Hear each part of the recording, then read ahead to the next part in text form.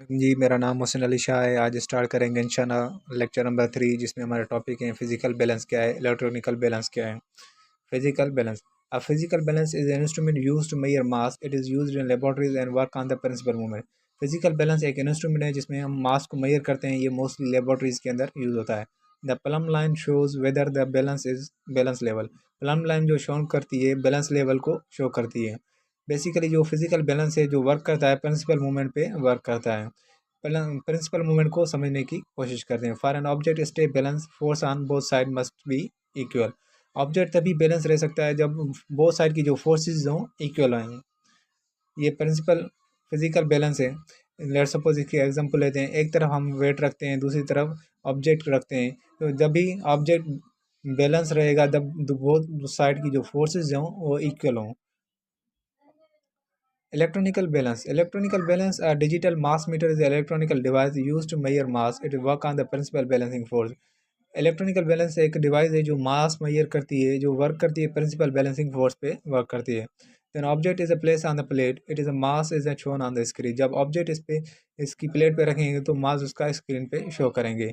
ये principle balance force पे work करता है। प्रिंसिपल बैलेंस फोर्स किसे कहते हैं? An object is a balanced when a force acting on it are equal and opposite.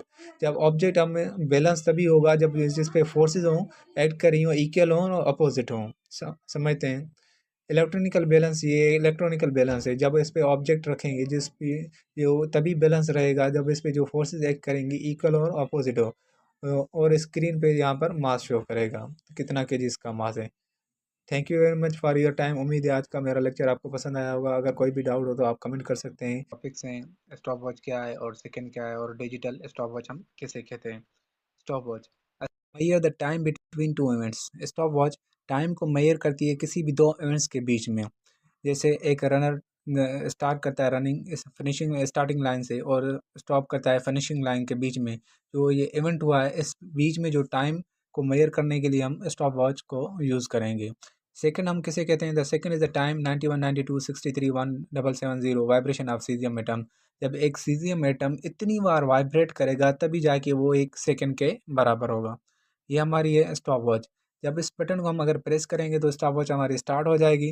अब दोबारा अगर इसको प्रेस करेंगे तो स्टॉप वॉच हमारी स्टॉप हो जाएगी।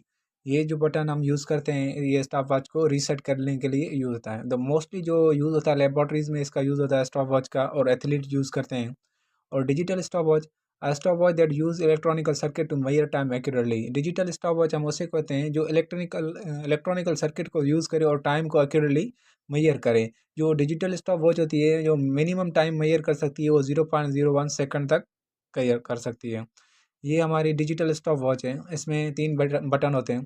तो ये बटन अगर हम प्रेस करेंगे तो स्टॉप वॉच हमारी स्टार्ट हो जाएगी, और अगर इसको दोबारा प्रेस करेंगे तो स्टॉप वॉच हमारी स्टॉप हो जाएगी। तो ये जो बटन हम अगर प्रेस करेंगे तो स्टॉप वॉच हमारी रीसेट हो जाएगी। और जो सेंटर में बटन है ये हमारा ऑन और ऑफ करने के लिए यूज़ होता है स्टॉप वॉच में। Thank you very much for your time. उम्मीद करता हूँ कि आज का लेक्चर आपको पसंद आया होगा। अगर कोई भी डाउट हो तो आप कमेंट कर सकते हैं। Kindly like and subscribe please. Thank you.